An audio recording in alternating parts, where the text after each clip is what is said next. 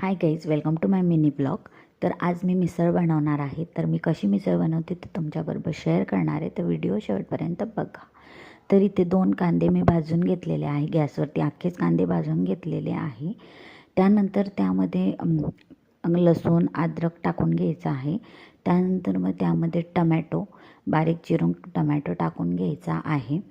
त्यानंतर मग मी खोबरं भाजून घेतलेलं आहे. ते खोबरंही त्यामध्ये टाकून आपण मिक्सरमध्ये बारीक करून घेणार आहोत. तर इथे लगेच मी मिक्सरमध्ये बारीक करायला घेतलेलं आहे. तर पूर्ण बारीक करून घ्यायचा आहे. तर आता इथे बारीक करून झालेलं आहे. तर चला आता मी भाजी कशी करते ते दाखवते तुम्हाला.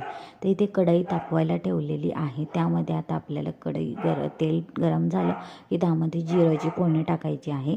कोणी जिरं टाकतं तर कोणी जिरं टाकत नाही. मी जिरं टाकते. त्यानंतर जिऱ्याची फोडणी देऊन घ्यायची आहे आणि जो मसाला आहे जो बारीक केलेला मसाला तो मसाला त्यामध्ये टाकून व्यवस्थित फ्राय करून घ्यायचा आहे. आता इथे मसाला फ्राय झालेला आहे. त्यामध्ये आपल्याला मसाले टाकून घ्यायचे आहे. तर इथे मी तिखट टाकलेला आहे, हळद टाकायची आहे, धनिया पावडर, मिसळचा मसाला टाकायचा आहे, थोडा गरम मसाला टाकायचा आहे आणि व्यवस्थित मिक्स करून घ्यायचं आहे. मिक्स झाल्यानंतर मस्त असं तेल सुटू द्यायचं आहे. जोपर्यंत मसाल्याला तेल सुटत नाही तोपर्यंत मसाल्याचं चव लागत नाही. तर तेल सुटेपर्यंत मस्त फ्राय होऊ द्यायचं आहे.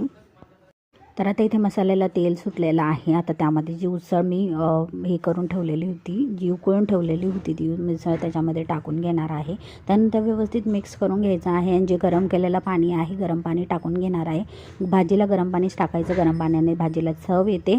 तर गरम पाणीच टाकून घेणार आहे आणि मस्त 4-5 उकळी येऊ देणार आहे. उकळी आली की आपली भाजी तयार आहे.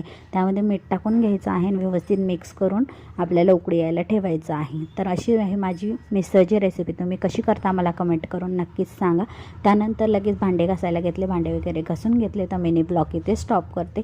कसा वाटला कमेंट करून नक्कीच सांगा.